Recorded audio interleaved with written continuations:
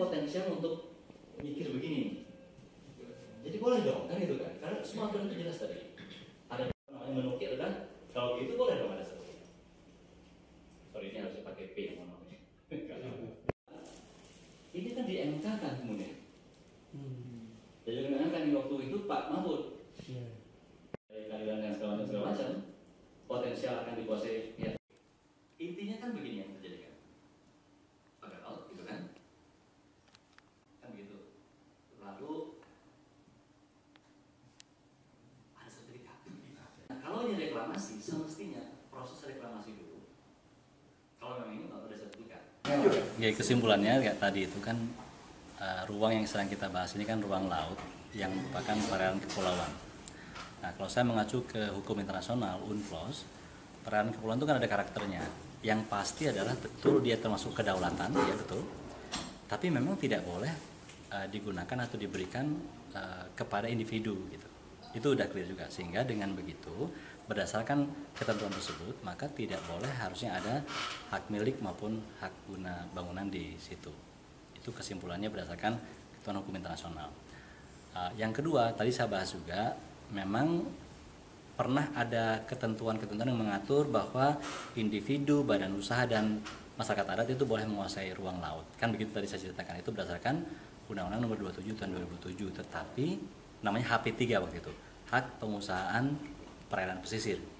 Tapi kan kemudian dibawa ke konstitusi, ke MK, dan dibatalkan karena memang dianggap tidak memenuhi syarat keadilan. Nah, artinya aturan hukum yang membolehkan atau memungkinkan adanya penguasaan oleh individu akan ruang laut itu otomatis batal sudah. Itu sehingga dengan itu saya tetap menyimpulkan bahwa pemberian sertifikat di situ tidak memenuhi syarat hukum gitu ya. Nah, tadi saya bahas juga misalnya ada orang bilang tapi suku Bajo itu dikasih sertifikat segala macam. Nah, itu betul, tapi konteksnya berbeda dengan apa yang terjadi di Tangerang. Itu adalah orang sudah dari situ, sudah memanfaatkan, lalu negara datang melindungi mereka, maka diberikanlah sertifikat. Itu konteksnya. Terus ada juga yang mengatakan menurut UUPA gitu ya, itu boleh memanfaatkan ruang laut.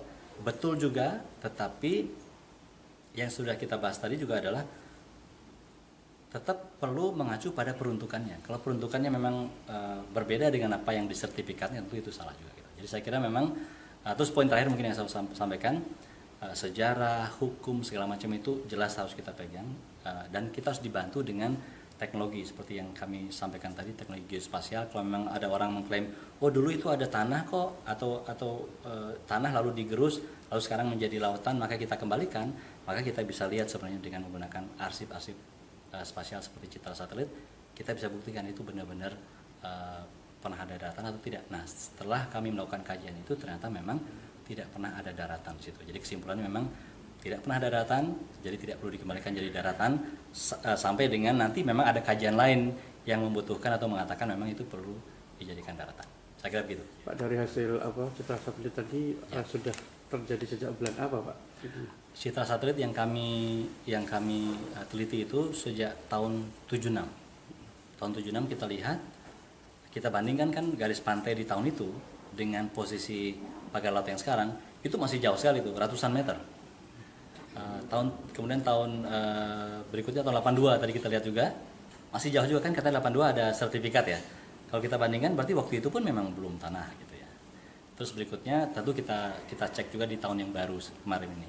Di tahun 2024 kita lihat semua, bahkan tahun 2025 juga bisa. Jadi intinya adalah kita bisa melihat arsip itu, dan itu free ya, beberapa itu free yang bisa kita lihat, kita bandingkan untuk bisa kita gunakan untuk menjustifikasi.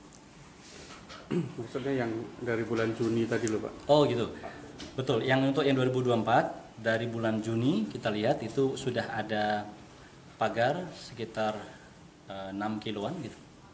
Kemudian kita per bulan ya, bulan Juli nambah lagi sama sekitar 6 sampai 7 kilo. Agustus kita lihat sampai September, kemudian Oktober.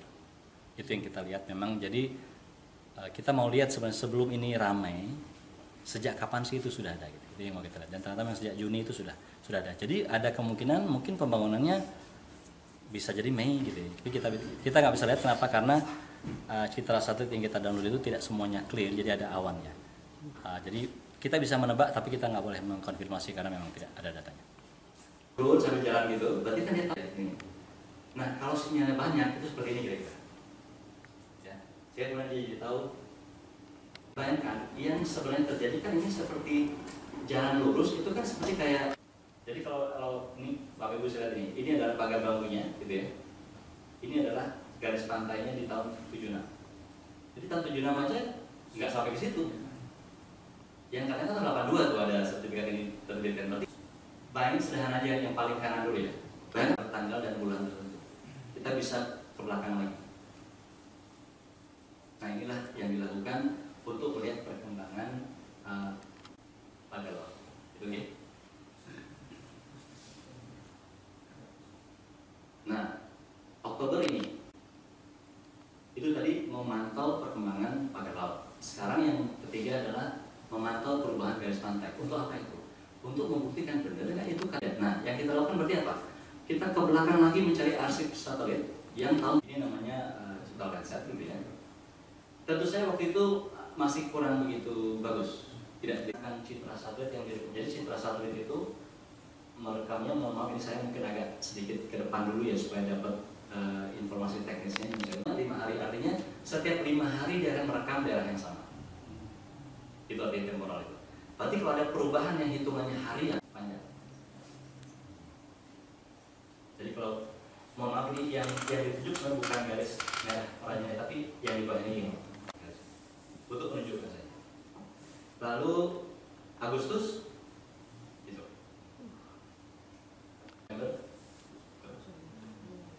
Nah, yang mau saya cerita Juni ada yang itu ya, yang sedikit ini ya, sudah mulai ada pagar Juni 2024 sekitar 6,93 pada kebenaran atau kesalahan tentang sertifikat di laut ya. Ini tahun 2022 sertifikat tanah pun menembus tiang panjang tubuh bumi yang di bawahnya serta berada di bawah air. Tapi tidak dikatakan. Tentu orang yang misalnya ini kan jelas bisa dikatakan di bawah air laut. Tapi ada orang yang kalau dia tidak diatur di bawah laut, berarti mungkin maksudnya air di daratan. Dan itu di laut. Tapi oke, anggaplah itu sumber kesalahan itu bisa terjadi. Masa lalu itu ini adalah daratan.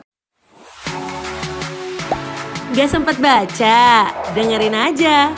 Klik icon text to speech, gak pakai ribet di okezone.com.